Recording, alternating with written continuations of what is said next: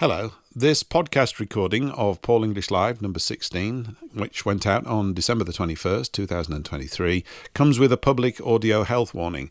The first 40 minutes are technical mayhem. It's an audio train wreck of the highest caliber. I've included it here purely for archival research and memorabilia purposes. The rest of the show is reasonably clean, but technically it was a bit of a challenge, as you can probably tell. Anyway, here comes myself with my two guests, Lark in Texas and Joss. Hope you enjoy the good bits. Well, hello. Good morning, good afternoon, good evening, and all that kind of stuff. It's the last show. No, it's not actually. I said this last week, isn't it? It's the last show before Christmas, not the last show of this year. That will be next week. It's Thursday. It's December the 21st, 2023. It's just gone 8 o'clock here in the UK, 3 p.m. in the US, Eastern Time. Welcome to the show.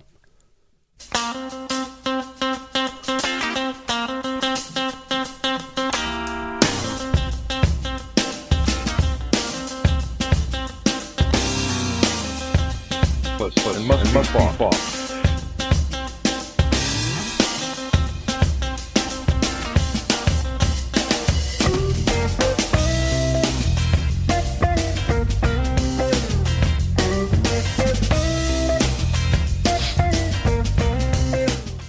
Well, welcome back. We're here for a couple of hours with a couple of reprobates. We're going to have quite a bit of fun.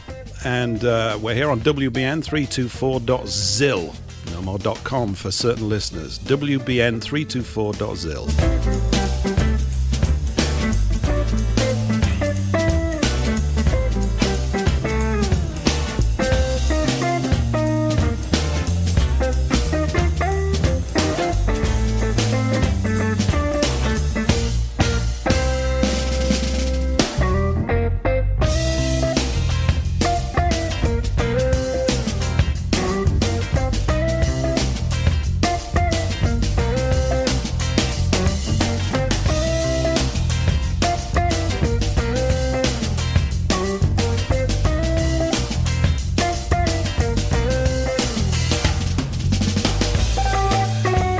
Music run a little bit longer this week because, hang on just a second,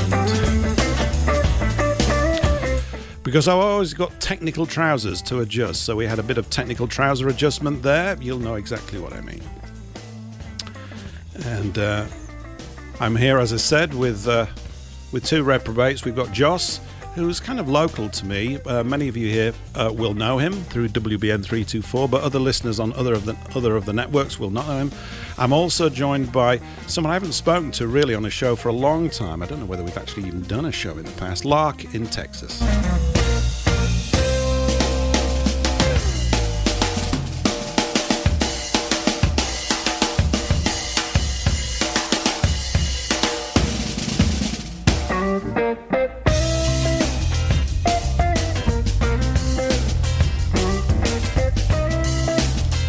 So hi and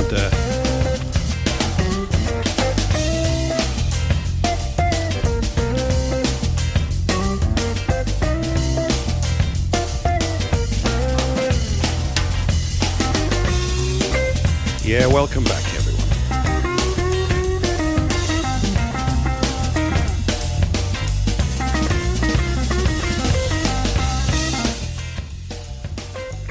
One day, my little fingers are going to actually work and press the right buttons at the right time. So,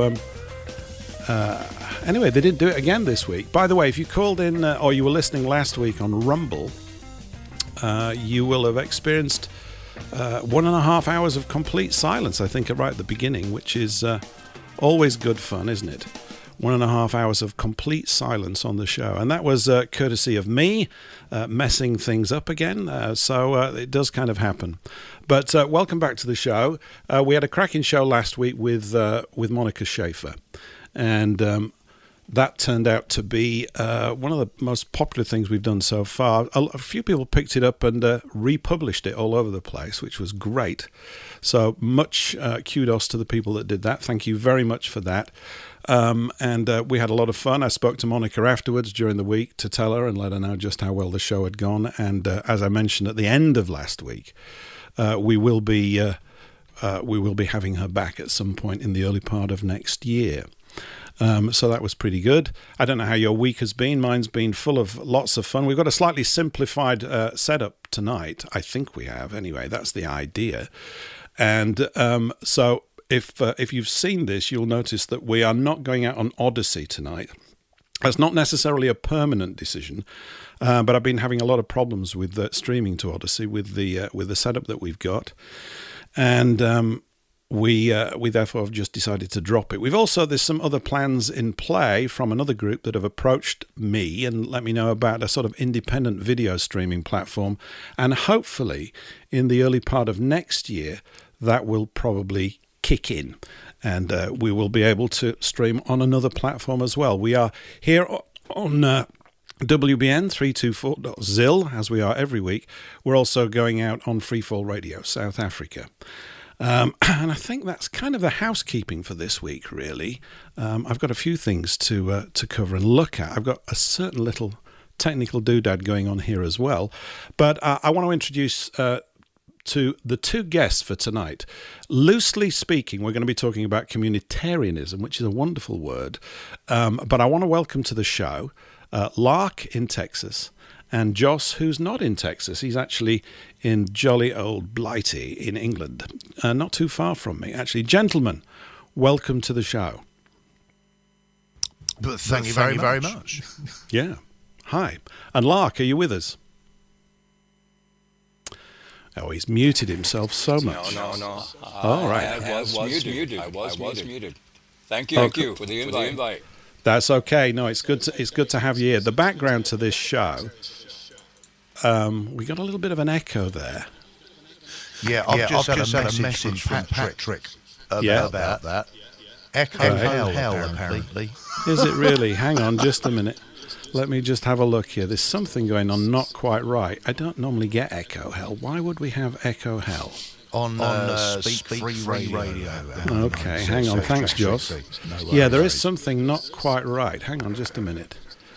And I'm just going to try and figure out what's causing it. What would be causing it?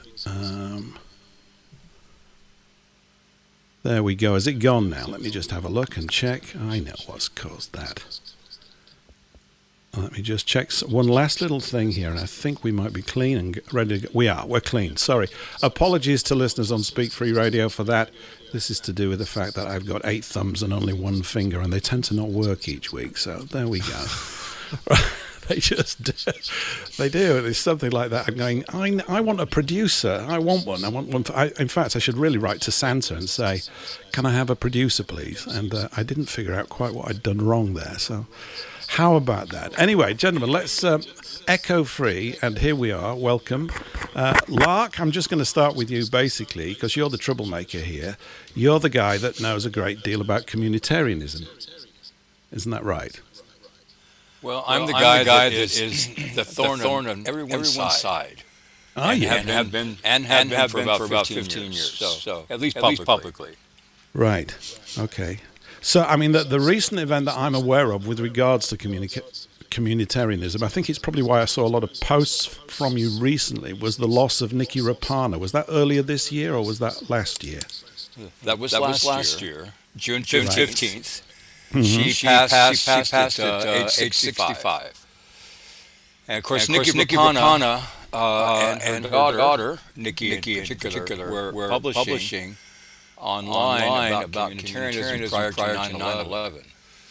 So that's quite a time back. And the originator, so we're going to throw a few names around here. So guys, if you're listening and you don't know what we're talking about, get on those search engines. But the guy with the very exotic name who's responsible for this nonsense, he passed away and shuffled off this mortal coil in May of this year, I understand. This is a chap called Amittai Ezioni, or at least that was his last name. I think he was born with a different one, wasn't he? But it ended up as Amittai Ezioni. Is that correct? I would say he was the communitarian guru. At least on this side of the pond, and I suspect on your side as well. But he was born Werner Falk in Germany back in I think early 30s thereabouts. And I think he lived to be 94. But he and his family emigrated to the nascent state of what became Israel, to Palestine. And then he studied under Martin Buber and made his way to America in UC Berkeley at about 1958, and on to the Ivy League, and the rest is history. So he founded the Institute of Communitarian Studies at George Washington University about 1991. So when the internet was popularized in the early to mid-90s, and the average person around the world could own a computer, then the world was first exposed to the C word and the C people topic. Although it had been discussed in academia since really the 70s. Right. And the communitarianism, the word, though, is a little bit older than... Is it older than Amittai Ezioni? Was it a word that he acquired? Or was it something that was originated purely for his little scheme, as it were? It's a big scheme now, but it would have started off in a particular way, wouldn't it? Is it an old word? How old is it? Well, it was coined into English from the French by John Goodwin Barmby, a fellow Brit, in 1841. Yep. In fact, he even established a small series of what was called a Communitarian church for a time in England. And of course, he was a contemporary of Marx and Engels. But Engels was his pal there in Paris. And in fact, it was Barmby who introduced Engels to French communism.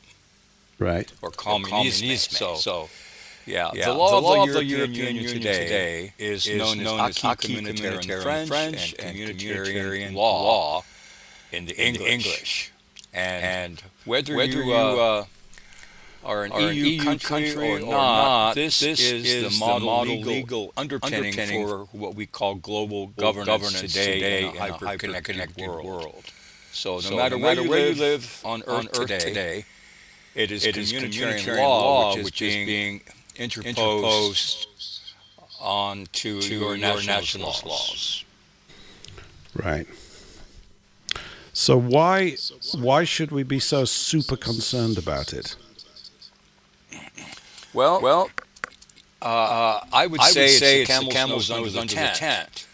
For this one sentence, which you may have to mull around in your noggin there for a minute or two.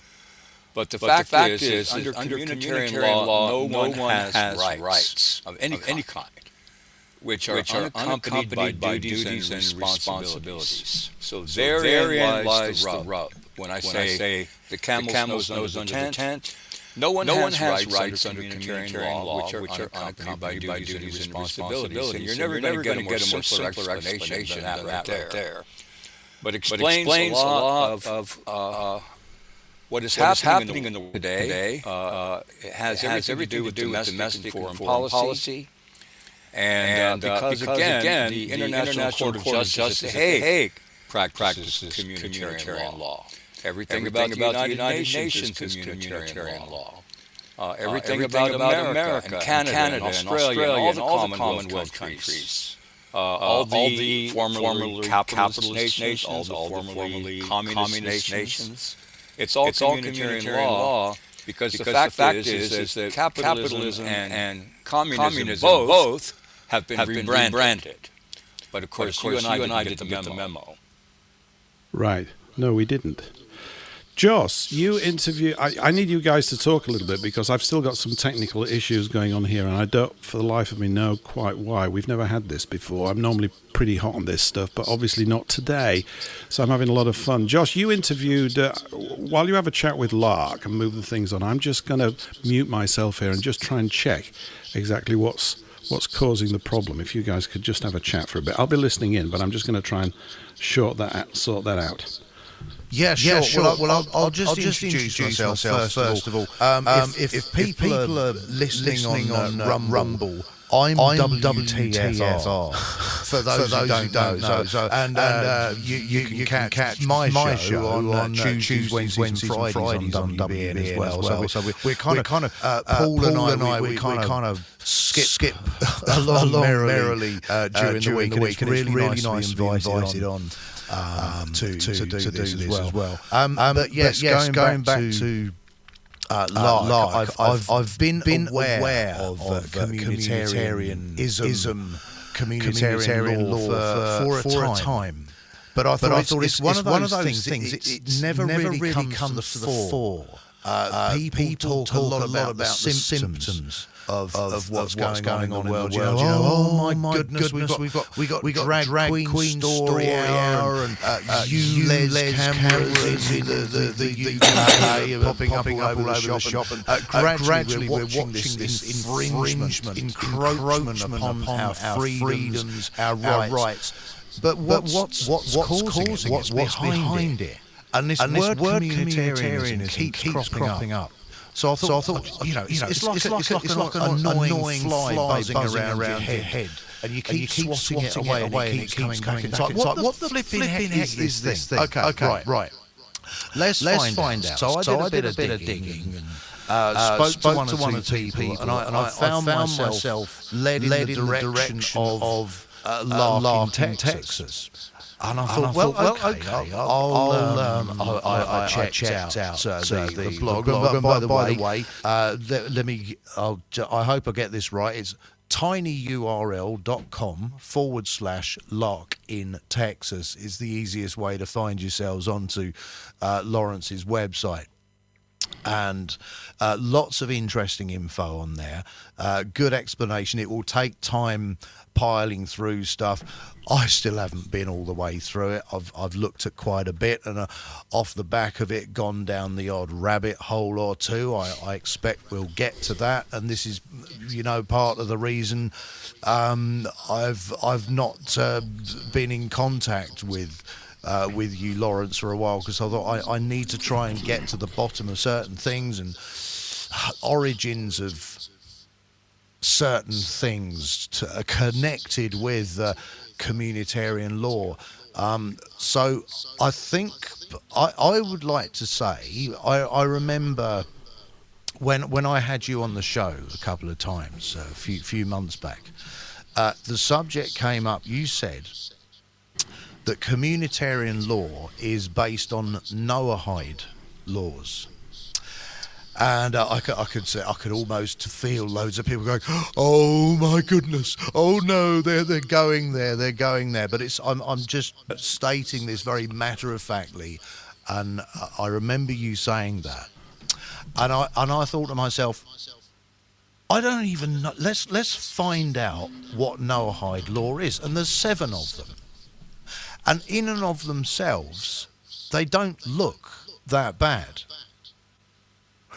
So I'm going to leave it there. I'm going to hand over to Lawrence, unless Paul wants to chime back in. I'm not stealing your show, don't worry. But Lawrence, first impressions, Noahide laws, bar one of them maybe, don't seem that bad on the face of it. Perhaps could you expand on that? Because I have done some research here.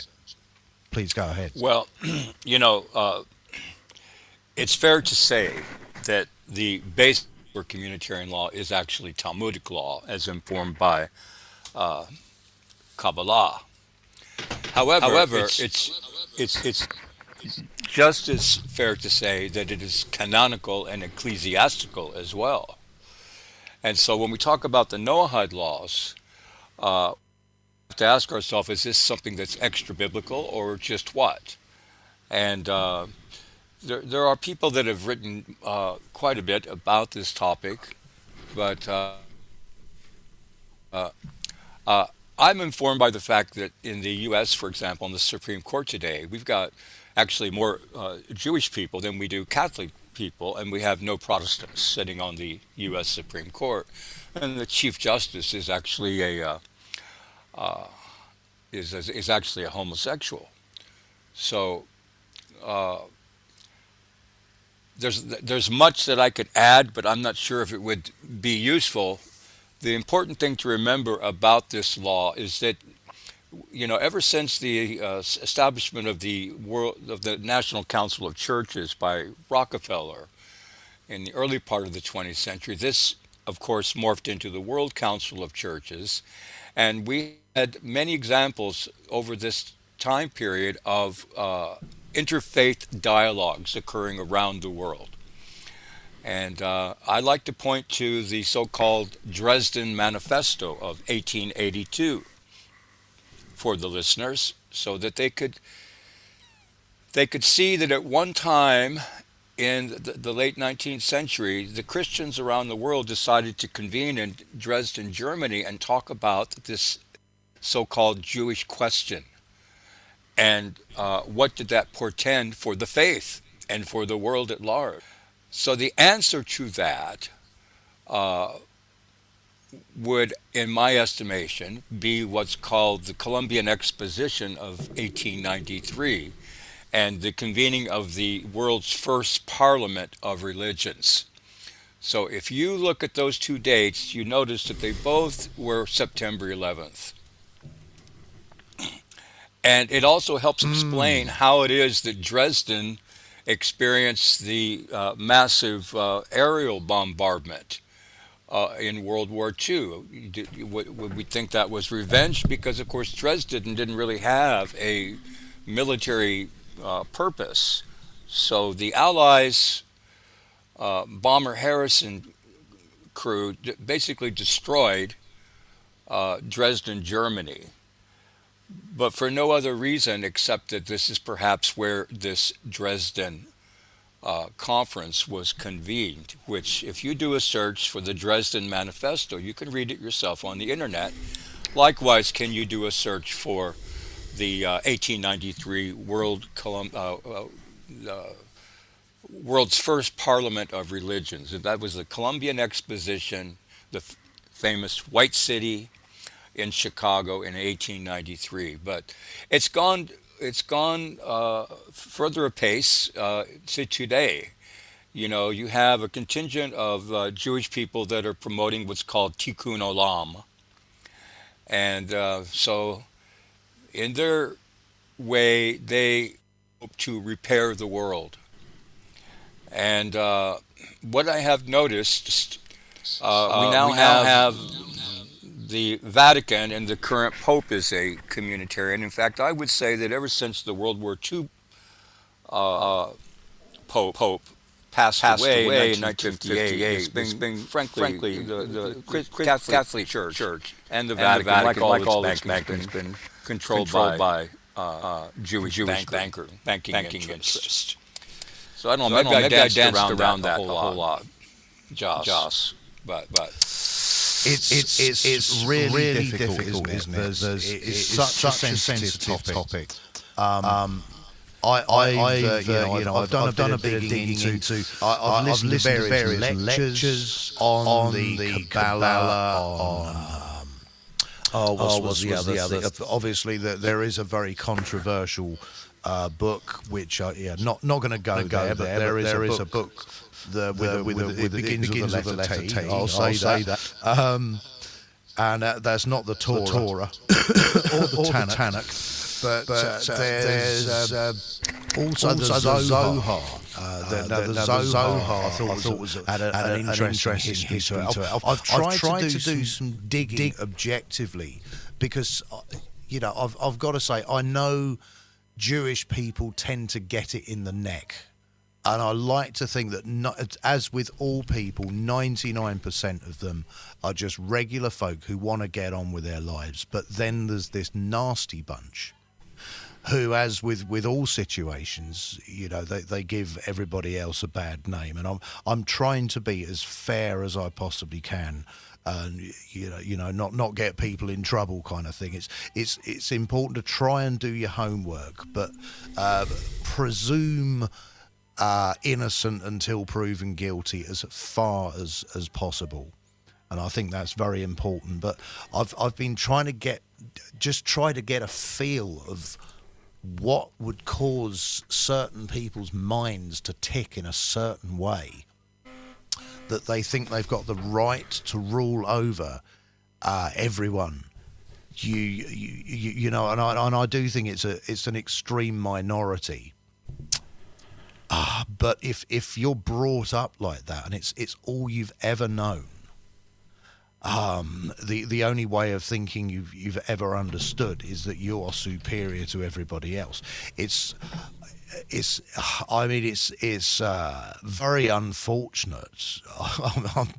I'm being very, very generous here. It's very, very unfortunate for all victims of this, including those who have been brainwashed with this ideology, because it's kind of not their fault. There's a nescience about it, not knowing. But then surely when one finds out truth, you should seek to put that right, because you're no longer nescient. Nescient means not knowing as opposed to ignorance. So I think, you know, I'm trying to sort of paint a thing here in fairness to the greatest number of people, but we do have this situation. So I mean, Noahide laws. For those who don't know what they are, I'll just I suppose I could just read these out straight from. I'll use Wikipedia. Is number 1 is do not worship idols. Number 2 is do not curse God. Number 3 is do not commit murder. Number 4 is do not commit adultery or sexual immorality. 5 is do not steal. Number 6, this was a bit ambiguous. Do not eat flesh torn from a living animal, but you could interpret that as okay, kosher, living. That's having life blood in it, so I think there's some of that.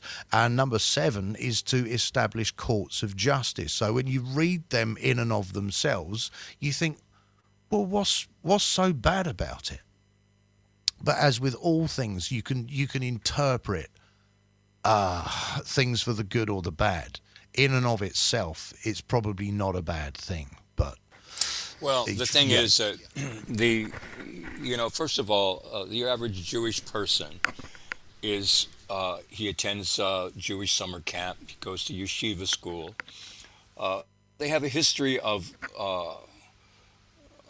living in ghettos in European history, and they stick to themselves. They have this rather us versus them mentality that I think is part of their socialization in this world. And the other thing too is we need to be apprised of the Jewish way of argumentation, which is similar to the Catholic way of argumentation. And the Catholic way of argumentation, or thought processing, if you will, is called casuistry, spelled Casuistry. But its counterpart amongst Jews is known as pilpul, and that's spelled Pilpul, pilpul. And I would suggest for the listeners that a good way to get to the bottom of this is when we talk about language and we talk about argumentation and forms of, read something called Pilpul for Beginners. Just do a search, Pilpul for Beginners. And then realize there's a lot about the language itself which lends itself to something that we can call interpretation of meaning. And I like to hearken back to words like exegesis and eisegesis, heuristics, hermeneutics, even algorithm today, interpretation of meaning, but especially casuistry and pilpul, to get a flavor of what we're talking about here. And I think when you read these 7 Noahide laws out, remember these are laws for the Noahides, so-called. So you got to know what the heck they mean by a Noahide. They are for the people that are actually termed Gentiles amongst Talmudists. And so they have certain mitzvot that they have to abide by, it's said, but the Noahides or the Gentiles only have 7. And these 7 all lend themselves to expansive interpretation of meaning. So that's the important thing to understand about communitarian law as well, is that because communitarianism is a modern flavor of totalitarianism, it's precisely what it is, they have to have a language which is entirely malleable. For example, if you're the warden of a prison, your word is the law, right? And so if you're one of the inmates, well, that's the way communitarian law works, because understanding that there's lots of malleability within the language, and then recognizing that they just have to have, and they demand maximum flexibility when it comes to interpretation of meaning. And that's why the sentence that I put out at the beginning is so important, because they take advantage of this thing called interpretation of meaning, and they use it and they wield it like a weapon against the people themselves. So I know that sounds a little bit oblique perhaps, but everything that I've learned about communitarianism and communitarian law allows for maximum flexibility when it comes to interpretation. And this is why it's so dangerous, because it is a system of totalitarianism. When you control the language and you control the narrative, and you also control the interpretation of the letter of the law, when you wield so much power and authority in the world of custom and use, because that's just what law is. Remember, the Jews very often consider that the law is the Talmud, and that that Judaism itself is really nothing more than the law, which has been religionized. So that's how Jewish people look at the law. It's the Talmud, and it's the supreme law. It's the superior form of law. So if you're a jurist, or if you're a law student who happens to have been raised Jewish, then actually you're going to look at all the language of the law, and of course there are thousands and millions of words to consider, no matter which body of law, and you're going to compare it to what you consider that which is superior. And so when I discovered and started doing my research on communitarian law, because I was quite curious about it, I don't much like the law. I don't have a whole lot of admiration or even respect for attorneys, let alone doctors in our modern world. But I stumbled upon the law review for Brigham Young University here in the States. And every university that has a law school has usually something similar that you can usually go on the internet and you can review. And in the case of Brigham Young University and their law school, their law review so-called, a lot of these correspondences and dissertations go back all the way to the 70s, which is quite useful. So you can learn where this word communitarian first popped up. And you're going to find it quickly as having popped up in the 80s and the 90s. And then you wonder why you never hear it in polite society, in popular speech, everyday speech. You don't hear it on your telly. You don't read it in print. Well, that's because in the last 10 years or so, most of the Google alert searches for that word communitarian or communitarianism or in reference to communitarian law have literally dried up in favor of what is called, I call, communitarian code speak. and some will call communitarian buzzwords. You notice I sent you and Paul an email too, so you can see the flavor of that, and it's simply I'm still called, here, by the way. Oh, hey, Paul. Glad to hear it. Guys, I don't know what I've done without you tonight. I just, although this is a pointless sort of apology to everybody because they can't hear me, and I have no idea why. And I thought I was going to end on a technical high. And it's actually really rather comedic. I've been listening to everything you've been saying, but there's something very, very bizarre going on. We've got signal being sent out without any indication, and we've got other things indicating that a signal's going out without any sound. So it's a hilarious, fun thing. I don't think I've ever had it so cocked up. I was going to apologise to the people on Rumble, but there's probably no point because they can't hear me. And every time I make them hear us, we have the wonderful wall of echo, something which I've been fastidious in avoiding for lots of people that I've helped produce shows. But I cannot for the life of me find out where this is. So they're currently only hearing me on Rumble.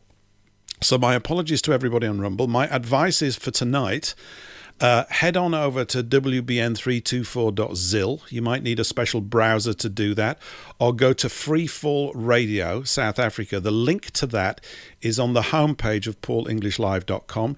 If those don't work for you, go over to Speak Free Radio. They're picking it up by a distance report as well, so that seems to be going okay. I think that when I speak, I'm generating an echo. I'm just going to find out. I'll just hand back to you again because I'm still trying to sort things out. Okay. Where were we going? Sorry about that. Failing all of that, try a baked bean can and a piece of string. You should be able to pick it up or something. Somehow we'll reach the masses. Lawrence, you were talking about kind of the origins of communitarian law, hunting around, find it in the 70s and 80s back. I don't know. Where do we go? Where do we go from here? When we talk about law in general, I don't think that you can separate religion, philosophy, economy, and law. All separation is really just an illusion. And I'll tell you who pretty much said as much is a gentleman by the name of Harold Berman. Harold Berman was a law professor at Harvard University for 40 years and 20 years more at Emory University in Atlanta. So now he passed away just a few years ago, but Harold Berman taught American law students, 40 of those years in the Ivy League at Harvard for 60 years. And if you go to his Britannica or Wikipedia entry on the internet, for instance, you'll see that he in his time was a noted Soviet legal expert. So what is it that a Soviet legal expert is teaching American law students for 60 years? And what we learn is that Mr. Berman he spoke often of the Western legal tradition. The Western legal tradition. So in his mind, it wasn't really only just about the time of the ancient Greeks coming forward. It wasn't strictly about the common law. It wasn't anything particular about anything having to do with what we normally equate to the Western canon of historical law and how it's come about.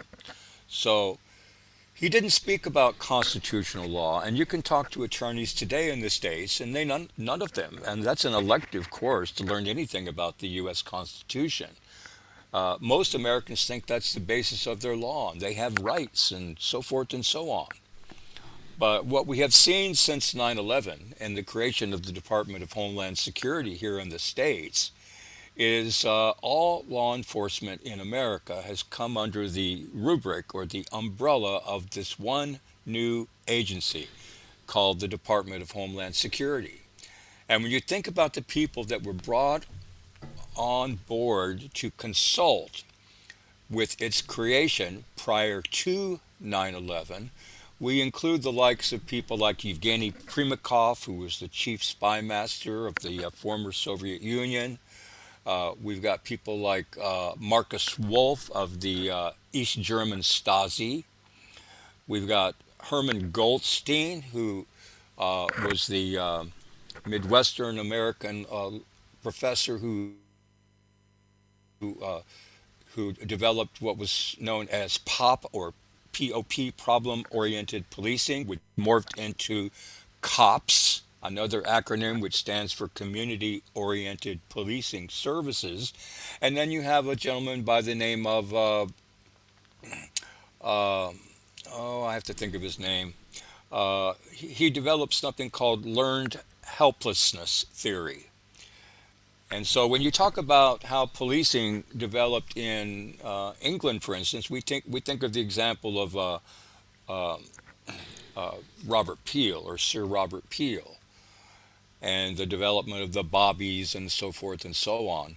But today we have a different form of law enforcement in America, and the law that they are enforcing is communitarian law. And why is it that Americans, for instance, don't even know what it is?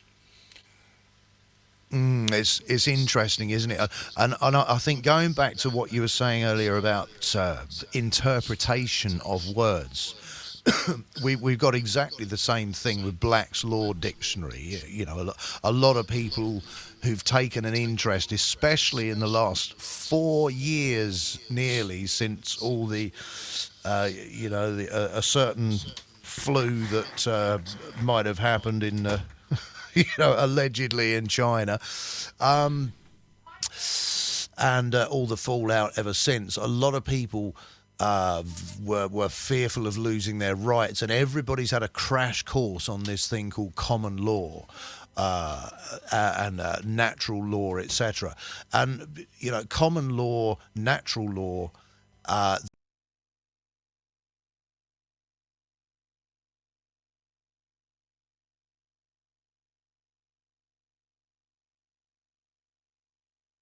They can be traded away, unalienable. There is one letter difference between inalienable and unalienable, and that is the letter I. Replace it with a U. Inalienable becomes unalienable. Think of it like that. And the unalienable rights are God-given rights that cannot be taken away. So it is individuality. And the other thing noteworthy to mention is that these are inherent rights, unalienable rights, and the other thing that's important is that they cannot be traded away, exactly. whether you attempt to do so or not.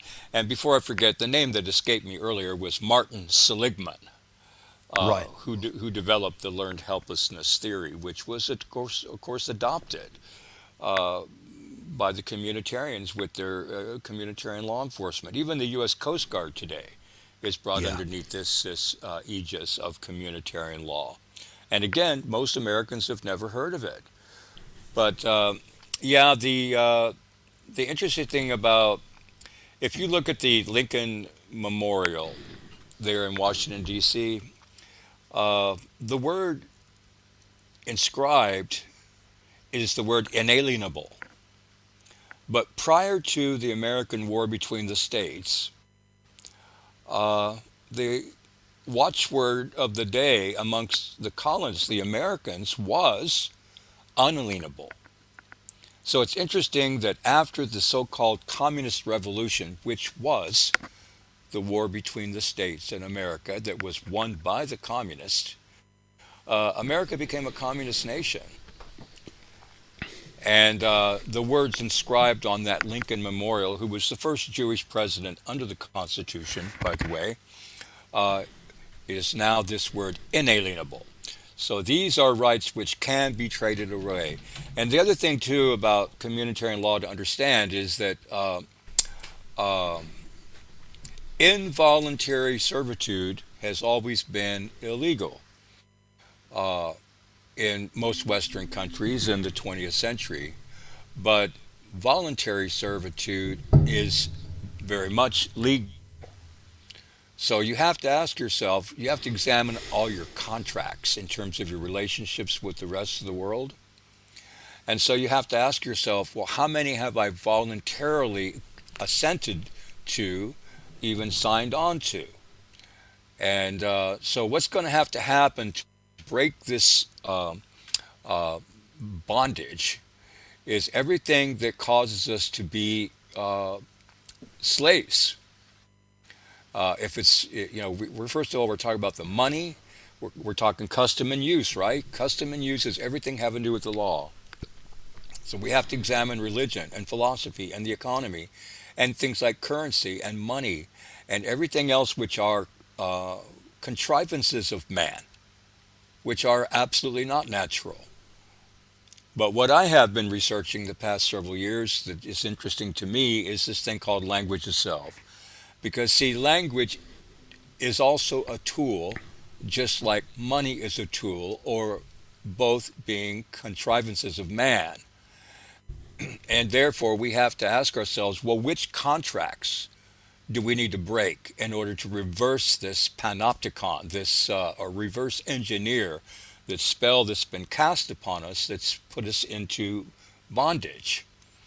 And it has to do with language itself, because slavery begins in the mind. And language itself is a construct of man. Now, a religionist will say differently, perhaps, but there's no question that money itself is a construct of man. And in this country, the federal government has been in bankruptcy since about 1933. And when FDR came into office, the administration was just crawling with communists. So when we look back to World War II, just as for example, what did we have? We had FDR in the U.S., we had Stalin in the USSR, and we had Winston Churchill in England. And all three of these men were Jewish. What, Mr. Churchill was? Yes, his mother was Jenny Jerome. I just thought I'd join you on your show, guys. Glad you came back. I want you to know this is the king of technical cock-ups. I'm not going to bore everybody. It's just unreal. And anyway, never mind. Christmas has come early to me. I've just drunk half a bottle of whiskey whilst you've been talking, and I don't even drink whiskey. So, but yes, no, I've been earwigging on what you've had to say, and I'm not going to talk about the technical stuff. We're going out fine on certain networks. We may not be going out fine on other ones. It's just been incredibly odd and strange, so my apologies for that. You were talking about pill pull a little bit earlier, Lark. Yes. The wonderful art of stretching a point until it breaks 1,000 million times. Yes, this linguistic thing that they do. And I've always viewed that as being a key part of really the problem that we face, this bit that is wearing us down, the continual relentless communication side of things. Yeah, Alan Dershowitz famously said that forced vaccination was absolutely constitutional. Yes, well, he's a good man, Alan, isn't he? He's nice, isn't he? He's a good, chirpy man. He's fantastic, and says all this really jolly good stuff. You would think a Jewish attorney would be well versed in pill pull, huh? You would think so. They kind of grew up on it, and of course, I guess it's an alien word to most of our kith and kin who are not aware of those sorts of things. You know, I think it's a good thing that we become aware, and that's why I strongly recommend that you do a search. It's simply Pill Pull for Beginners. And it's written by Gilad Atzmon, who's a musician. Yeah, and he's jazz guy. He's probably a dual citizen of Israel and England. But, he's put himself out there as a public intellectual, and I think he should know. And he points, there's a link within that article, Pill Pull for Beginners, to something written by a rabbi, which extensively covers the topic pretty well. Yeah, have I ruined your flow? I've ruined your flow, haven't I? No. It's just that I just think that it's useful that we understand that there's a word called polylogism, and you can look that word up too. Have you been reading the dictionary before you came on the show? What's going on? It's outrageous. I read too much. That's my problem, and have been for many years. When I was a boy, I was a crossword puzzle enthusiast. So what does that tell you? But yeah, polylogism basically says that people have different ways of reasoning, and we have to recognize that, and we have to look at the examples. And I think it's fair to say that if you looked at, say, a Christian attorney, and the way who was raised in a Christian home, and you look at a Jewish attorney who was raised in a Jewish home, I think that word polylogism has some effect, some impact in terms of how these people approach questions concerning the law, even how they approach argumentation and tactics in court. Yeah, I think it does. I mean, it's not the sort of word that we used to bandy around when I was a kid up north, I have to say. It's not the sort of one that would freely flow from the tongue, but you're probably right. Remember when we spoke the other day, I'm just jumping around a little bit here. It's still on the same thing. I was talking about the Britannica article on communitarianism, and I wanted to just read a bit from it. So this is from the Encyclopedia Britannica, if it can be still called such a thing. By the way, the old versions of the Encyclopedia are worth getting hold of. It's full of stuff that's been removed, of course, like everything else. But I just thought I wanted to just read this out to anybody just stumbling in after the technical mayhem. And I am going to have a drink heavily, I think, halfway through.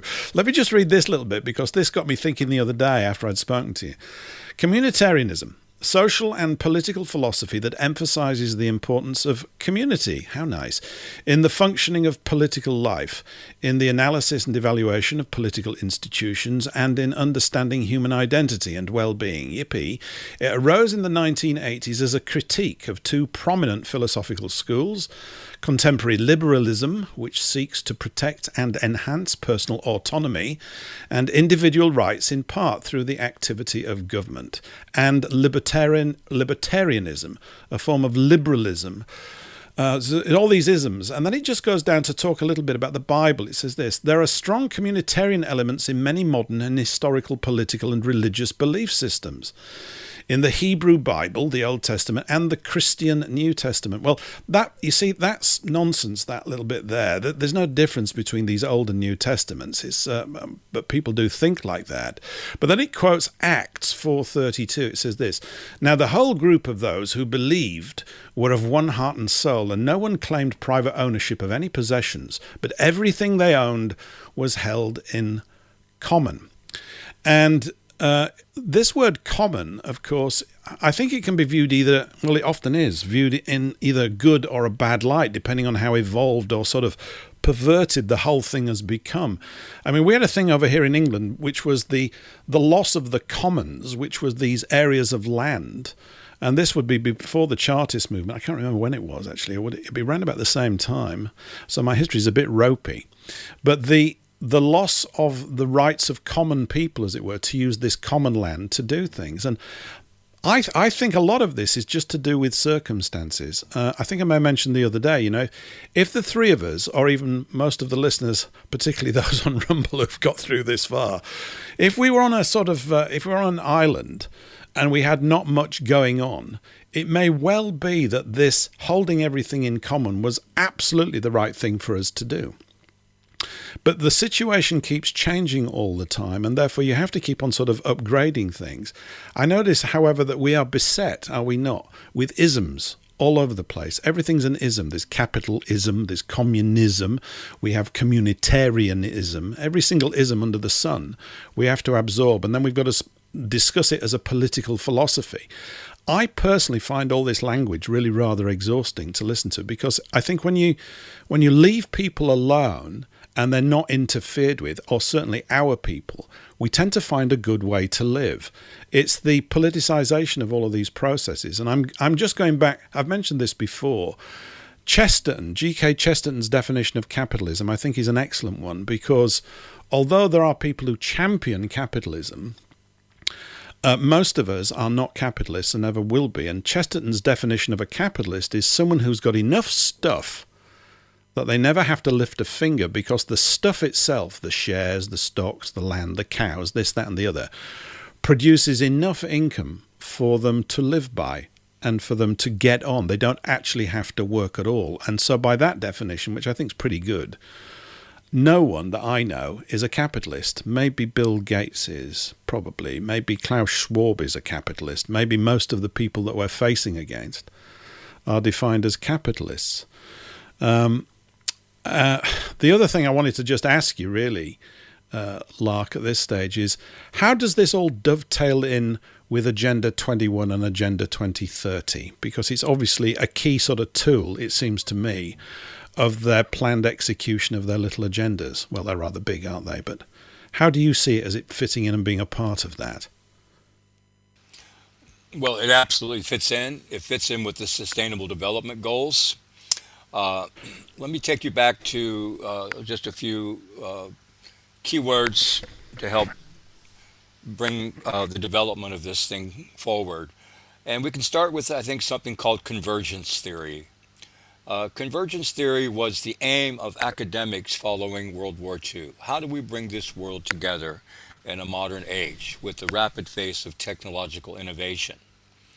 And in other words, it's not just about the law of, say, the Soviet Union and the People's Republic of China and the new European Union and everything else. It's about the culture, too. And yeah, we can go back to the Reagan-Thatcher years, for example, and the document known as the Brundtland Commission report of 1987. It was titled Our Common Future. Well, this basically codified the language of sustainable development. So if you, when you talk about Agenda 21, Agenda 2030, we're talking absolutely about the language of sustainable development and the so-called 17 Sustainable Development Goals. Well, everything that's occurring in the world today do that. And then, of course, in 1992, we had what was called the Earth Summit in Rio de Janeiro, and that was led by Mikhail Gorbachev and Maurice Strong of Canada, under the auspices of the United Nations. And I don't know how many countries, most of the countries of the United Nations around the world signed on to that. Mm-hmm.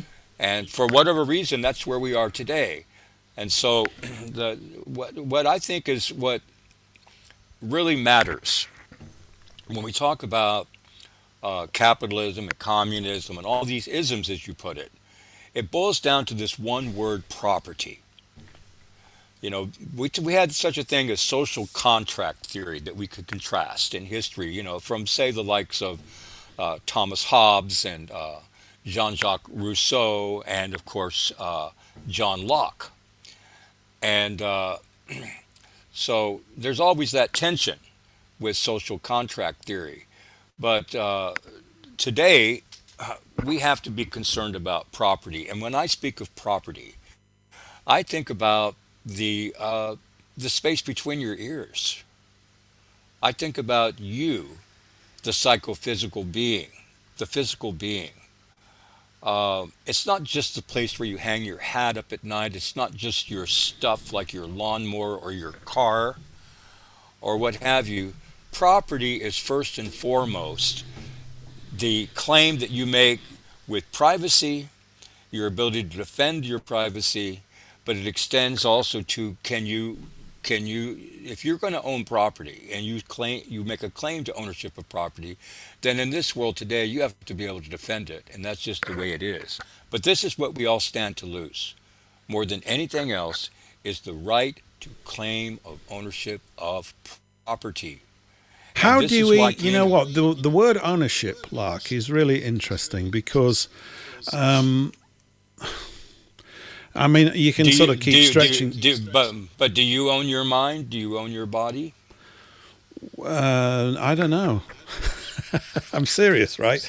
I mean, I feel as though I'm the steward of it. Sometimes, by the way, I don't know about you, I have thoughts, I don't know where they came from. I feel as though sometimes my thinking patterns have been invaded by aliens from somewhere. But I think about those, you know, the Red Indian approach that you can't own things. And I think from a certain perspective, yet again, it's always about context. It's kind of what circumstances are you actually in? What are the circumstances that you're in? And if you've got sort of a lot of land, as the Red Indians had, and you're moving around it and all that kind of, the concept of ownership never occurred to them. So then, you know, us lot turn up, and we've got all these laws about ownership. Now, I believe in ownership only in the sense of being able to rebut those who are seeking to own everything. Does that make sense? In other words, you have to own your house so that somebody else can't own it over you. But that's what the other side do. You know, and coming back to the banking system, my usual thing that I bang on about, because we don't own the banking system, and we have to if we're going to have any peace in this world, then that cartel of people that do own it over us and against us. We are disadvantaged. But in terms of actually owning anything, you know, I go back to that thing. I came into the world with nothing, and I'm going to leave it with even with nothing as well. And what's that thing on the headstone that I'm going to have put on? You've heard this one. I started off with nothing, and I've still got most of it left. That one, you know. When I think of ownership, I think of that lean-to, or that hut, that tree house. I want to know that wherever I build that home, under the law, I'm going to be respected for that space, that territory. You know, don't think of thousands of acres, particularly. I'm just looking for the place that I hang my hat up at night.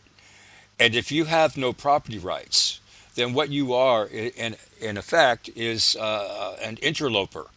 You know, you're a squatter. You're a trespasser, and you're a beggar. And this is what, and a lot of communists think that this idea of property ownership is tantamount to theft. And that makes no sense to me, because when I think of property, again, I'm thinking about my psychophysical being and the lean-to, or the hut in which I want to raise my family and keep, house my dog and, grow my garden. Mm-hmm. Yeah. If I can't have that, then there's no justice in this world, and we don't have civilization.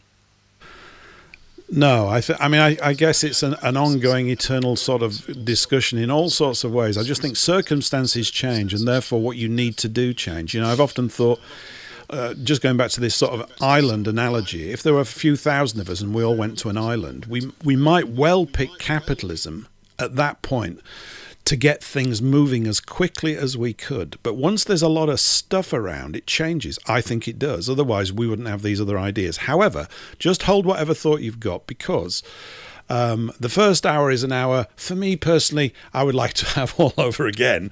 But it's time for a quick song. I think it is. Now, some of you will, it's not a song, this is a tune. This is Prokofiev. You will know this.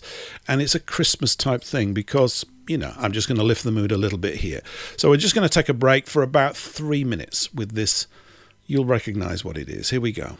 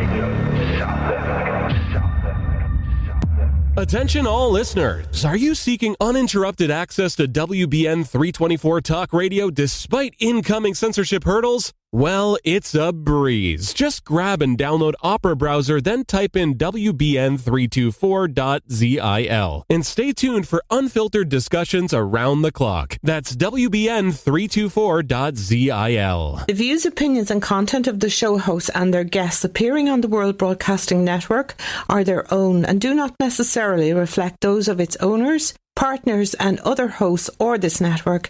Thank you for listening to WBN 324 Talk Radio. Hi, and welcome back to part 2 of the show. For some of us, it's really only part 1, to be quite honest. Thanks for getting through the first hour. If you were listening on Rumble, I think we've got the sound back up on Rumble, which was lots of fun. And I'm here tonight. We've got an hour to go. It's just gone 9 p.m. We're here on WBN324.zil. And on Freefall Radio, South Africa, and on Speak Free Radio, and on probably Global Voice Network, I think, unless they're complaining about that, which they may well do. And I'm here with Lark in Texas, and Joss, who's nearby. And this is the first time we've got together, and possibly it might be the last, considering how things have gone. But Lark, we just ended there on the end of the first hour, talking about capitalism and certain isms and stuff like that. Where would you like to take this conversation? Would you like to take it anywhere? Well, let me just say this at the outset. Communitarianism is obviously not a word that's bandied about, that we're familiar with, that we hear or we read very often. But we need to take note of it because if it's concomitant community, they're tied at the hip. We live in a world which is hyper-connected. We live in a time of instant communication in this information age. And what I see today, after researching this for nigh on 20 years now, is that the language of communitarianism is so pervasive in our modern life, on the internet, on the TV, in the print. You see it everywhere you go. But if you are unfamiliar with the language, then you're not going to catch it, because words that you hear that sound innocuous and seemingly harmless are just going to fly right past you. You won't recognize them. But like in the States for years, when you look at these Sunday talk shows on TV, and of course I haven't watched TV in more than 10 years, but they're talking about communitarian policy, and they're using communitarian buzzwords, but the average listener doesn't hear them. And so we can kind of liken this kind of talk to the language of diplomacy, if you will. And in which case you're going to find your average television viewer is going to think that someone that considers themselves up to speed on the news and aware of what's going on in the world, they're going to find themselves looking between the lines. They're going to try to read between the lines to get the real drift of what these people are saying. But for the average person, the thing to recognize is that in this very fragmented world, we consume more media than any other time in human history.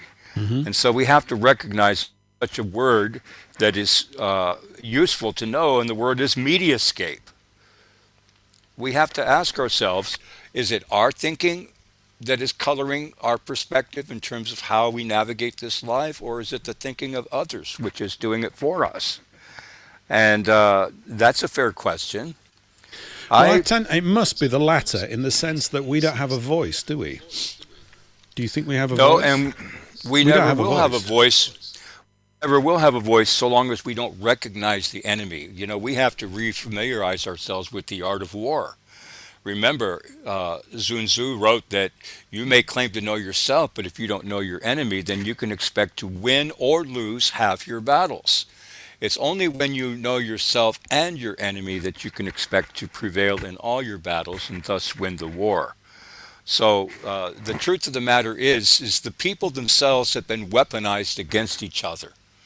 They have been weaponized against each other, and it's all by design. People don't see this. I mean, you look at the man that delivers the fluoride to the water treatment plants. He goes to church twice a week. He has 3 children. They all get good grades in school. He's a Do they? he's a great employee, you know. Yeah. But what is he doing? He's poisoning the water supply. In America, they first started poisoning the water supply in 1945 in Detroit. So why is he poisoning the water supply? What's the chain of power that's forcing him to do that? Because he was hired to do a job, yeah, and he thinks there's nothing wrong with doing a job and doing it well. Mm-hmm. He's a driver, you know. He drives a tanker truck.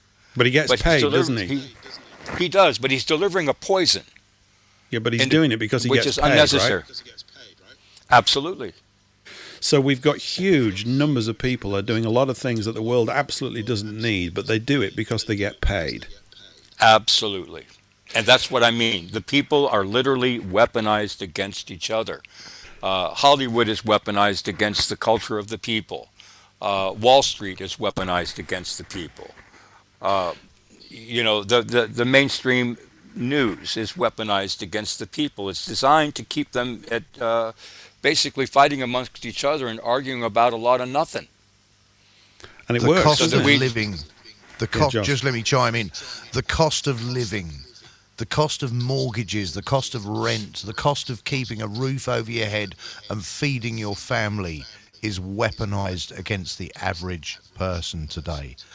And this is why so many people don't think they've got a choice but to carry on. I think that's absolutely spot on. It's what we would consider, I suppose, at one level, a low-level pressure. Oh, I've just got to have a job to pay this stuff, but the whole thing is basically geared towards that. I mean, when I was younger, I used to think, why is the price of this what it is? I couldn't kind of work out what it is. And then you look at economics and they tell you, well, it's all to do with supply and demand. But I think we have a different situation now. I don't think there's any shortage of supply in a well-organized space. And I think at times we have. I'm talking about people like you and me. We've been able to organize our affairs quite brilliantly.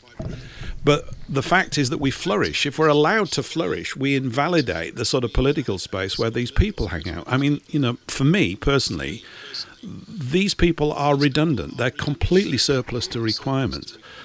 You could see, like, when we have nothing, when there was a lot of warfare going on, when there was a lot of tribes marching over one hill to beat the crap out of the next one, and, you know, this country's not short on history like that. It really isn't. I mean, you know, the history of these islands is very much about a lot of smashing of bodies up and things like this for power and control. But when you leave the people alone without that, we tend to flourish pretty quickly. And I think what we've now got, we've hit a point where, you know, these turns of phrase about politicians and being rude to them, they're no longer just a sort of snide aside. They're literally true. These people are totally surplus to requirements. And of course, they're involved in actually maintaining a supposed artificial culture in which we are to be held down. They have literally become our enemy. Literally, they are it. And also, too, we've all been brought up and fed this lie that this life is one of scarcity.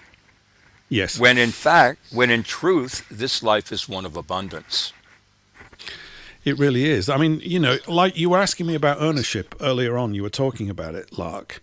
And I just think, you know, I was hearing someone talk about gratitude the other day, and I find as I get older, even in spite of the fact that things have definitely become mired in the gloom, that I'm highly appreciative of what I've got. There's something about it, and I'm really clear that I didn't build myself. I'm in a body, if you know what I mean. I didn't build this, and it's mine to use, as it were. I'm a steward of it. If I look after it and don't get ill like I did last year, it might last me quite a while. But this whole thing about being down here, running around with other people, and yet we're up against people who are absolutely obsessed with controlling everybody else. And, what I tend to put it down to is their view, and maybe they're kind of, they've looked at nature from a certain point of view. They go, well, someone's going to be in charge, and we're going to damn well make sure it's us, no matter what anybody else thinks. And, of course, we're dealing, I guess, also with a very seasoned, mature situation down here. We've got long lines of families that go back centuries, if not millennia, who have become accustomed to and absolutely will be unpersuadable from letting go of that power. They're just not going to let go of it, not without a fight. And they tend to make us fight first before it comes to, it lands at their door, that kind of stuff. So, I mean, I've been paddling around in my own mind thinking about Masons recently. It's not a particularly happy thought, but, I view them as an absolute blight on my nation. I view them really as a blight on yours too. These people are running a society that actively works to undermine everything. And, we were talking about not having a voice here. The COVID thing, which Joss was pointing out at the weekend when he was on with Ria, has been going in January, 4 years since this complete, artificial event, but with completely real results, got started. 4 years. I mean, it's a tremendously long period of time. And yet I should imagine most people hearing this, I did, when you mentioned it, Joss, just thought, that can't be right. But then it is right. We've been pounded for 4 years with this stuff by people that are just going to be in control no matter what. And we don't have a voice. And I suspect, I don't think it's more than a suspicion. I mean, I'm sure we could go and check it. The vast majority of politicians are completely beholden to whatever the lodge says. That's really the truth of it. Whatever the lodge tells them to do, they're going to do it.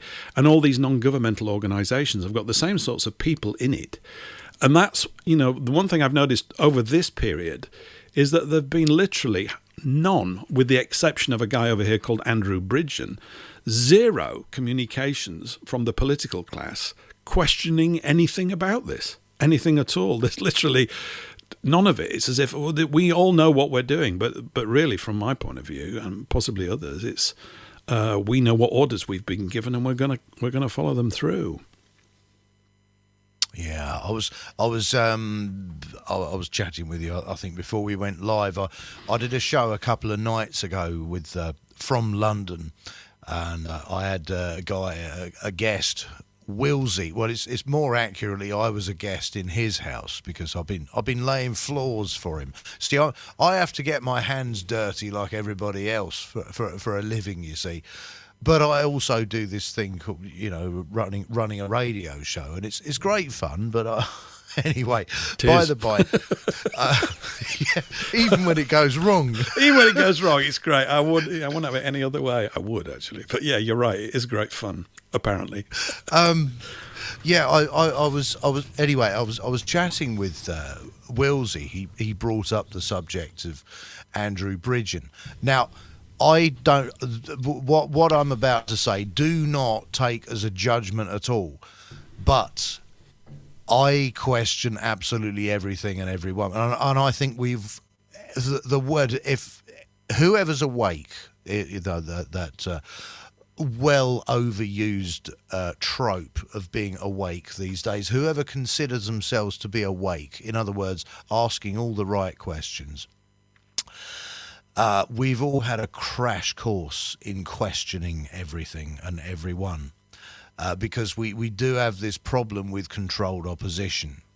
And, Andrew Bridgen, I guess he's probably a pretty good guy, but the first thing I do, the moment I see someone pop up in the headlines or on alternative media sources, somebody pops up and they're like, oh, it's the next big thing. Straight away I'm thinking, are you controlled opposition? Are you just another excuse for people to cotton on to everything you're saying and treat you like some kind of god, which gives everyone the excuse to do nothing and trust the plan or trust in this next saviour rather than getting active yourself? I think this is a very big disease. We Lark, Lawrence, you were saying earlier about learned helplessness. This is a very serious disease, and it's a disease that I think people have become too comfortable with. People don't want to have to stand up and take back what is rightfully theirs. When I say what is rightfully theirs, first and foremost, what is between your ears, to know your own mind, and to expand on that and go from there. Please go ahead. Joss, I maintain that so long as we remain fractured and we can't identify the enemy, I think about the blind man and the elephant. Remember the story. Some blind men, sojourners, we're told, they chance upon an elephant. And one blind man touches the side of the elephant and says, well, this is a wall. Another one touches the tail of the elephant and exclaims, this is a rope. Another the ear, well, this is a fan. Another the tusk, well, this is a spear. The trunk, well, this is a snake. But nobody sees the elephant in the room for what it really is. And that's why I say that this is the one word that exists in the English language that explains in one word what we are all witness to today. And yet the average person will never look into this to understand its import and realize how it's really infecting everything. Because again, what we're talking about is contrivances of man. We're talking about money. We're talking about language. We're talking about law. And we as sentient human beings with intellectual capacity, we can grasp these things. Okay? You cannot ignore the importance of this ism word, especially when you realize that it's tied to something called communitarian law. And it exists. It's not going away. We have to ask ourselves, well, what the heck is this?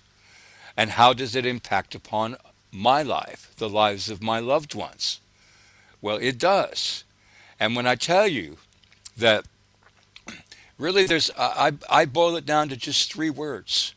The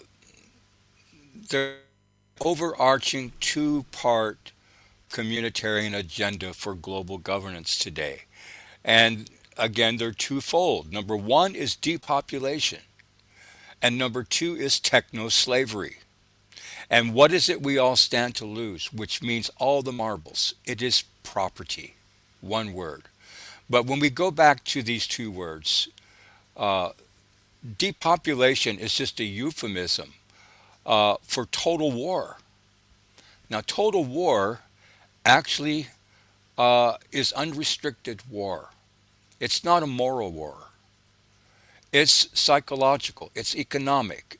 It's social. It's chemical. It's every kind of warfare you can think of. That's not necessarily bombs bursting in air and bullets flying in the streets.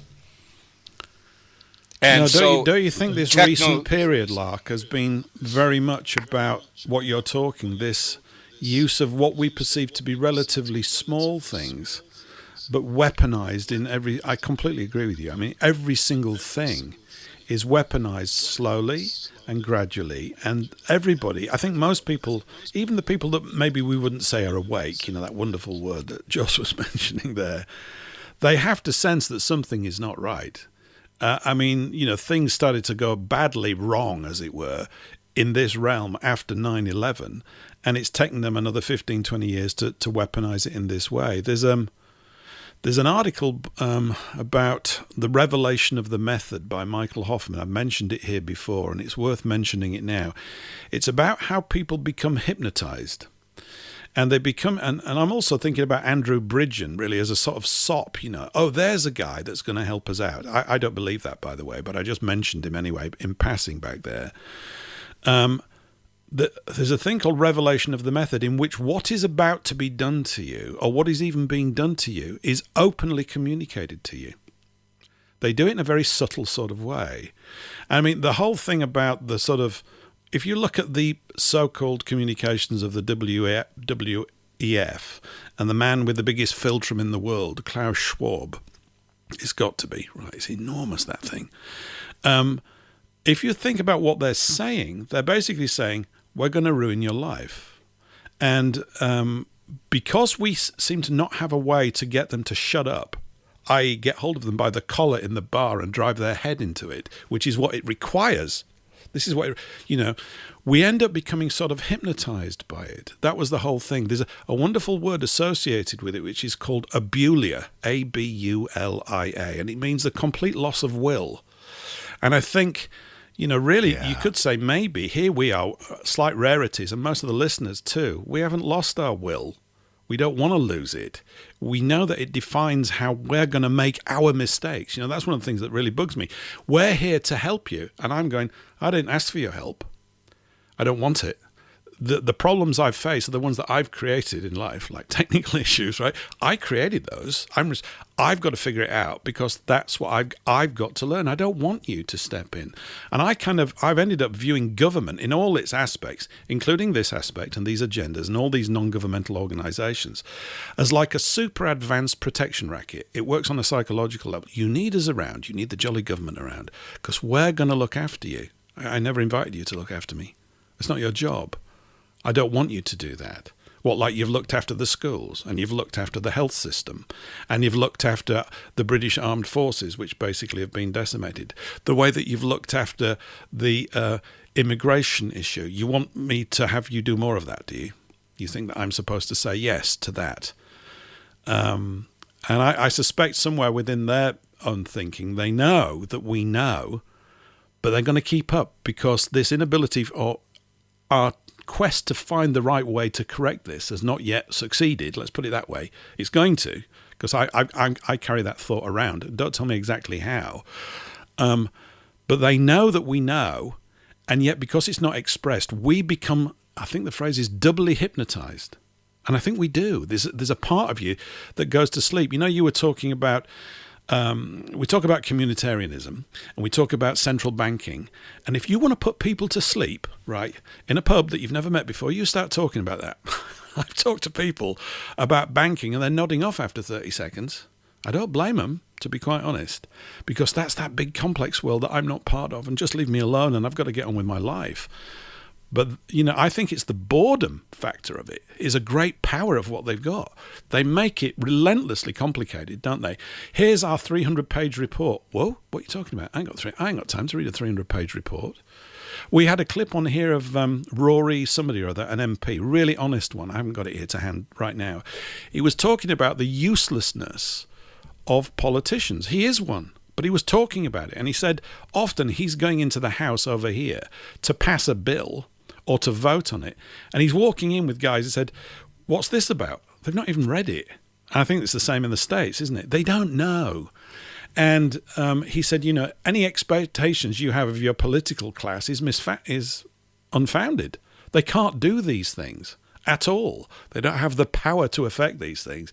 It's that force behind the screen that we've got to find a way of getting hold of. Easier said than done. But this is a thing that's plagued us, a disease for many, many centuries. I tend to think of the last 500 or 600 years as being the sort of modern iteration of it.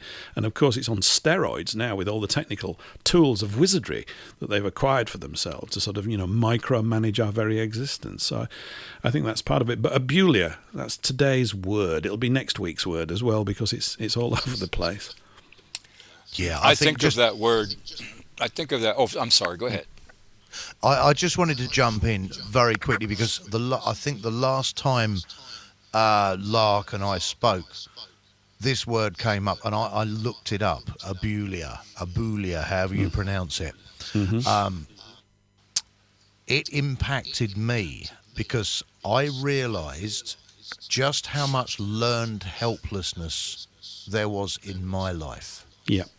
And I say that cards on the table, the slow incremental creep of page after page, just like you're saying, a 300-page report. I wonder who's actually sat down and done a 300-page report. Or nowadays it's easy. You get ChatGPT to do it for you. We need to get it. But this, yeah. So they know nobody wants to read this. We perceive in our minds that we've got this wall of bureaucracy and law stacked against us, and it's very easy for your eyes to glaze over and for you to give in to their will and abdicate your own. And it's something I recognise in my own life. I just want to say this one point, because I've been wanting to say this for about 20 minutes. I know this that I'm about to say is an oversimplification of things, but I think for beginners, for people who might be listening into this show and you've not really heard this stuff before, for newcomers, I like to think of it like this, and I have to give credit to a couple of guys who were regulars on my show 2 or 3 years ago. I won't mention their name. Well, they were known as the G-Man and the Gentleman with the Titular Appendage, because they never actually revealed their true identity, but lovely couple of guys. But they always used to describe the situation right now as thus: beliefs aside, right? God created man. Man created authority. Therefore, there is no way that authority can be above man. And to solidify that in your mind will enable you to seize back some of your individual sovereignty, to get that into your minds. God created man. Man created authority. Therefore, authority, and just about the world's most terrifying word, governance, cannot be above you, because it is a man-made construct, to use the vernacular of some of these horrible woke creatures today. Man-made construct, a social construct, man. But it is, and we've got to keep that in mind and seize back our sovereignty. Right, I've said enough. Paul or Lawrence? Lawrence, you were about to say something. Please go ahead. Well, it's well and good, Paul, that you mentioned Abulia, and you too, Joss. But see, I think of them in terms of what I call the 3 A's, or 3 A words. And they would be amnesia, abulia, and apathy. Remember, with amnesia, the collective memory dies. And with abulia, of course, we're speaking of the conditioned loss of will, or exercise of free will. And apathy signifies our lack of concern or care. Now here we're talking about a people that has been conquered, that has been subjugated. They've come under acculturation from something or some force, some authority outside of their knowledge, perhaps. Okay? But when we talk about these 3 A's, amnesia, abulia, and apathy, what we're talking about is indeed learned helplessness. A gentleman by the name of Emil Durkheim spoke of this word anomie, A-N-O-M-I-E. This is normlessness, loosely. In other words, things that we accepted as being foundational to our very existence suddenly are made confusing and convoluted. And this is how conquest of a people begins. It begins with conquering them in their minds, because slavery itself begins in the mind. You know, the 2-part communitarian agenda, remember I mentioned depopulation or total war. This also includes things like lawfare and spiritual warfare.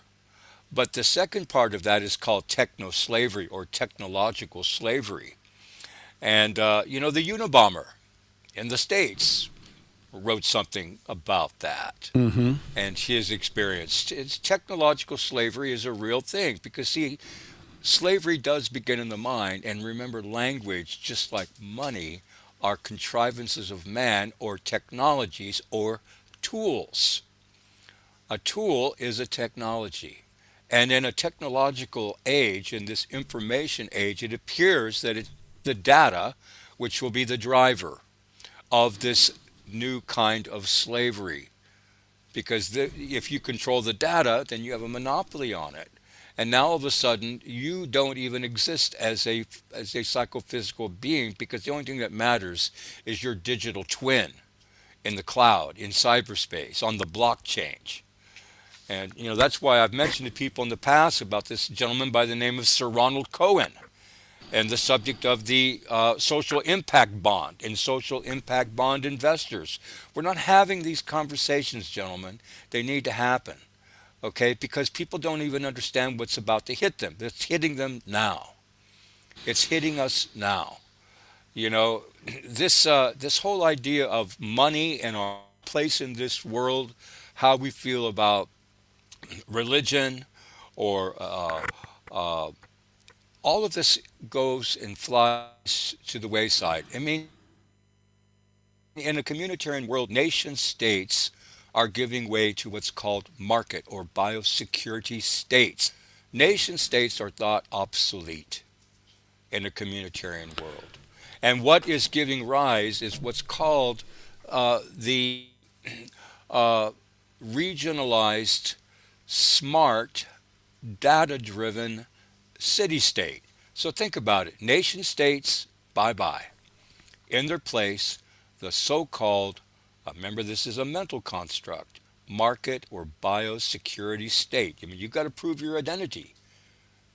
Everything is conditional access. And not just in cyberspace, but soon in the real world, because it's all slated to meld together into one.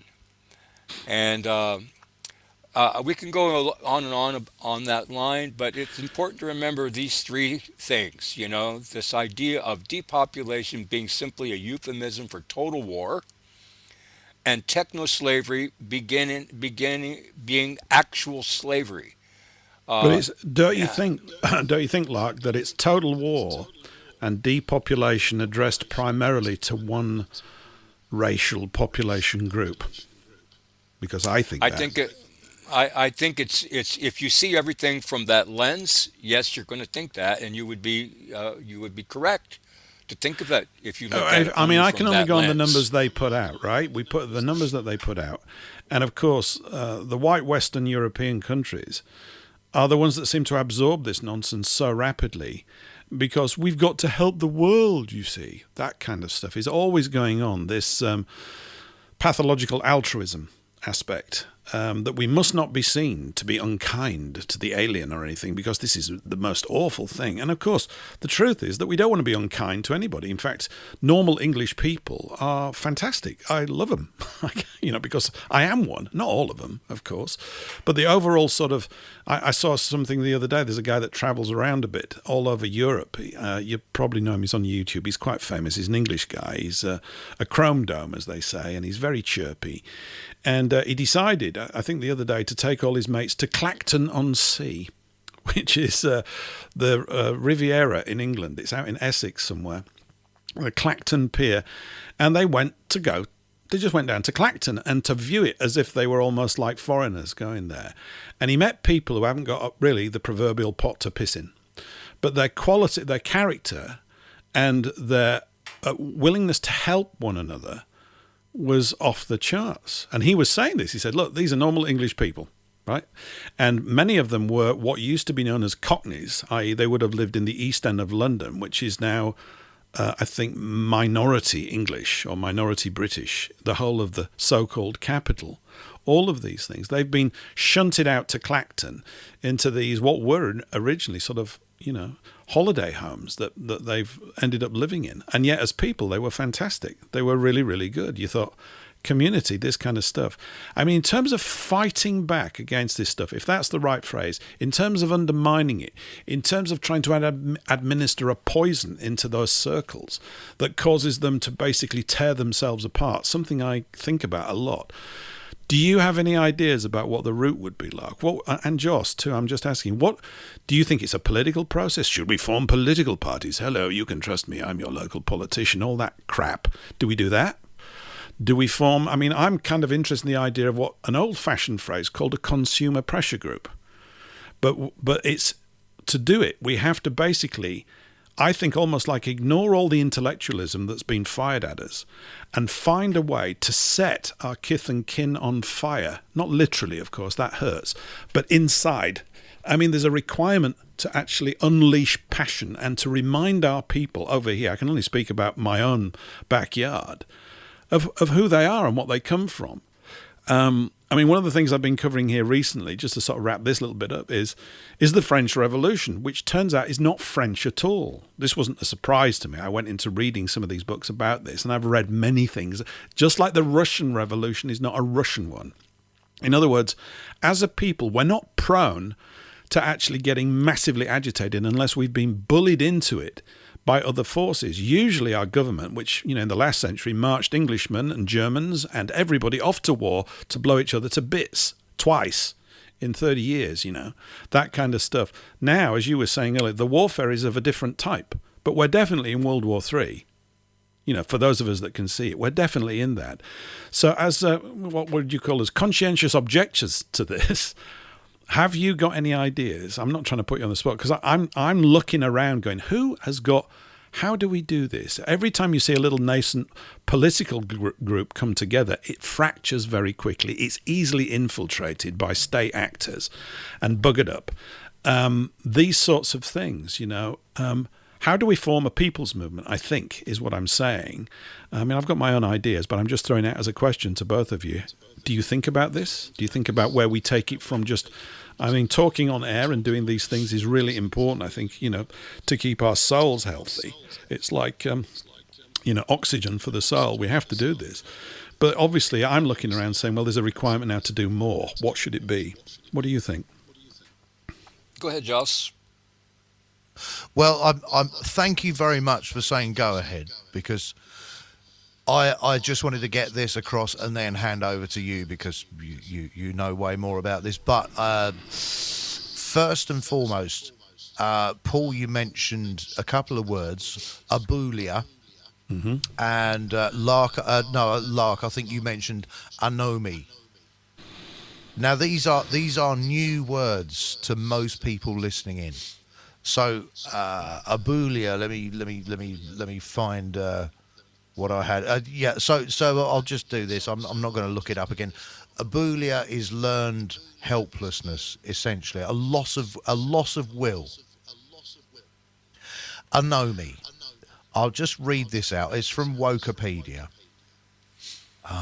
Let me do this. So in sociology, anomy is a social condition defined by an uprooting or breakdown of any moral values, standards, or guidance for individuals to follow. Anomy is believed to possibly evolve from conflict of belief systems and causes breakdown of social bonds between an individual and the community, both economic and primary socialization. So I'll leave it there, but look what's being done to the West. Mass migration, mass immigration. It goes on.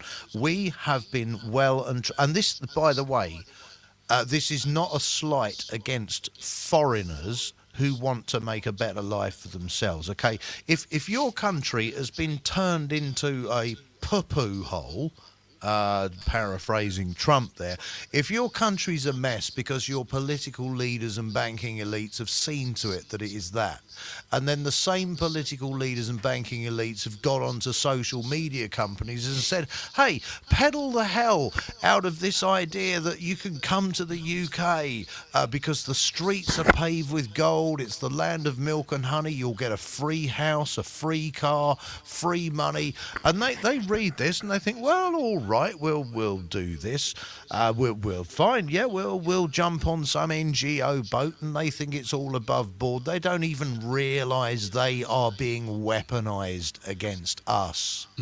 And to try to communicate that, why do you think Serco guards these migrant hotels and won't let anyone get near them? Do you think maybe that there might be some fear in the higher echelons that a message might be delivered to some of the foreigners coming over here saying, look, guys, we've got nothing against you. We've got the same common enemy here. They don't want that communication happening. I think this is a big part of it. But coming back to the point, anomie and abulia, these are new words we've learned. As was the case with 1984 and Newspeak, if we lack the ability to articulate our understanding of things, well, the answer's right there. If we lack an understanding of a situation and we're unable to articulate that understanding, then we are slaves as a result of it. So to be able to name a situation like mass immigration and the cultural differences and the frictions that we find, and how everybody's offended by something these days, and we all need a safe space and a cry circle and trigger warnings, and we're scared of our own shadows for fear of offending something. This is a condition known as anomie. There is a name for it. Now we can identify it and recognize it as a weapon. And I think this increase of our own vocabulary is a very important thing.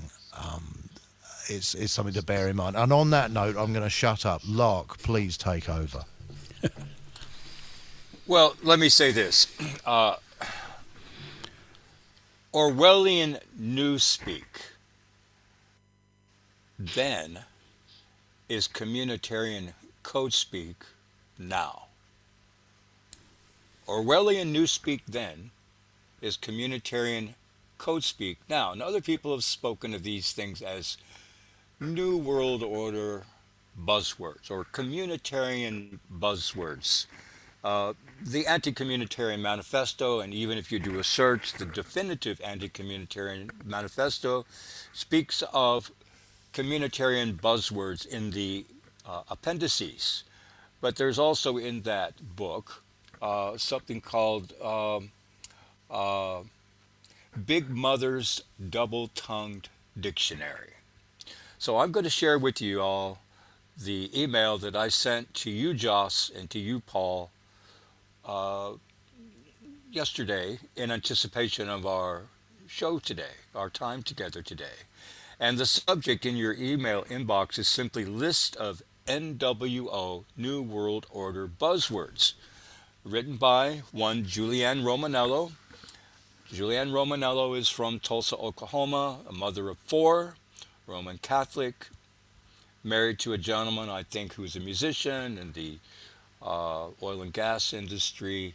She has her children enrolled in private schools, but she was a political philosophy professor for a time, degree from Baylor University in Dallas. But Julianne Romanello, her website is Hearts Over Hexagons, Hearts Over Hexagons, and this is the title of her most recent entry. And so I'm going to share with your audience, if you don't mind, Paul, what I wrote to the two of you. Sure, yeah. We've got about 10 minutes, just to let you know, certainly on WBN and elsewhere on the streams, we've got about 10 minutes left. We can carry on Rumble afterwards. I won't necessarily cut that off, but we've got about 10 minutes left, just to let you know, Lark. Okay, so I simply write, the first comment is mine. It awaits moderation. We're talking about this most recent post called List of New World Order Buzzwords, Hearts Over Hexagons. HEARTS, heartsoverhexagons.com. I encourage you to keep this listing close at hand as a handy resource guide. Those who employ this kind of claptrap are your average unwitting dupes and useful idiots. But whether dupe or shill, the result is the same. Remember, slavery begins in the mind, and if you're going to take over the world, how best to do it? But with this tool, this technology called language, yes? They act in consort as your frenemies. Friend and enemy. It's a word. It's a thing. We call them backstabbers, some would say. The good and decent man who gets up, goes to work every day, and supports his family. He delivers the poison that is mixed into your tap water. Real-world examples of this same man abound everywhere you turn, and the end result of their handiwork is not anything good. Modern communication technology makes these criminal activities increase exponentially. They weave their way into the fabric of our civilization and destroy it from within.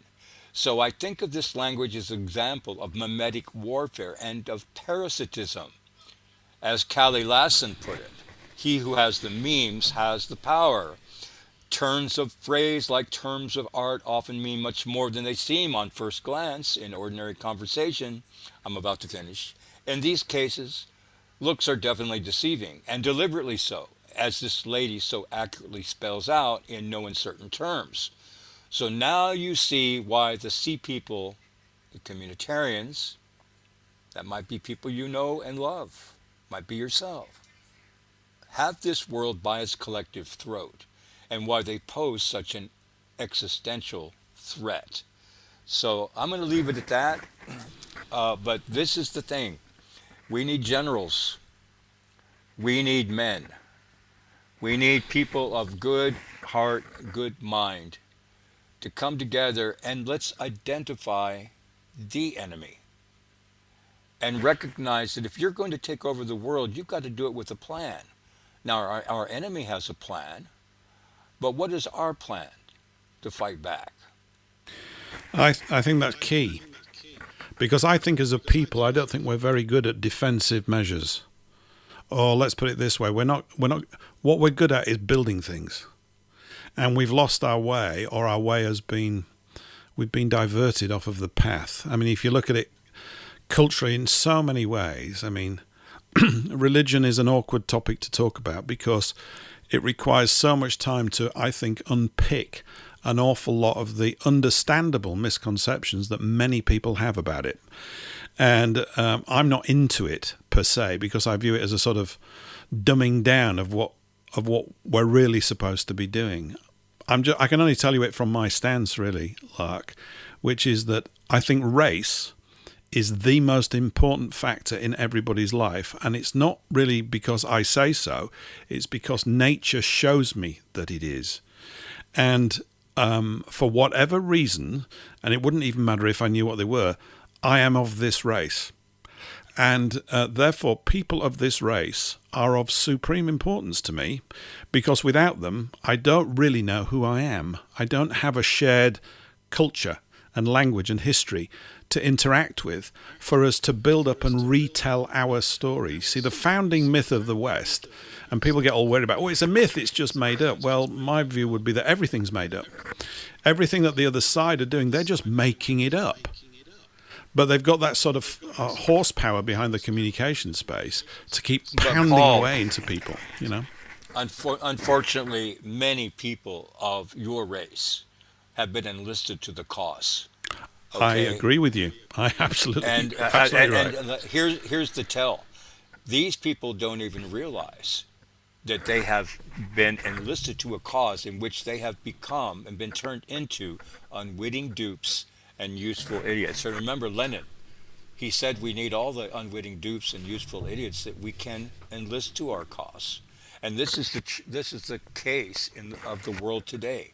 The people that deign to think that they are the authority figures that rule over you in government, that were elected and or selected, these people are all made party to something that they themselves very often do not understand.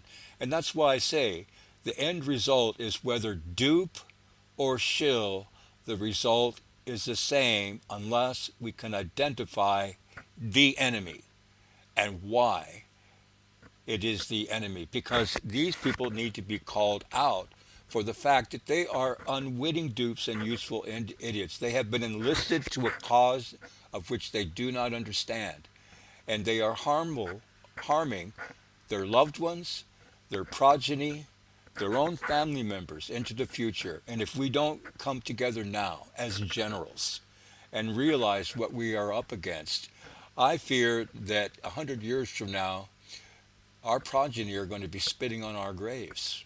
Well, we might not even have any luck. It's that serious. There might not even be any.